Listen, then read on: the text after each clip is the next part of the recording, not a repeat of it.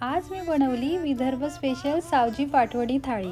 ही पाटवडी ना खूप जास्त टेस्टी लागते आणि व्हेजिटेरियन लोकांसाठी तर एकदम परफेक्ट रेसिपी आहे। त्यासाठी तेलामध्ये जिरा आणि मोहरी घातली आणि नंतर त्यामध्ये कांदा ॲड केला। थोडं लसूण अद्रकची पेस्ट त्यामध्ये घातली आणि नंतर त्यांना शिजवून घेतलं। थोडे ड्राय मसाले पण टाकले आणि थोडं पाणी घालून त्याला थोडं उकळ येऊ दिलं।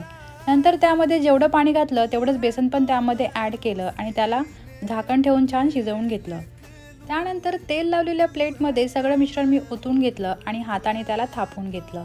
प्लेटच्या साहाय्याने त्याला ना प्लेन करून घेतलं आणि नंतर चाकूने कट केलं।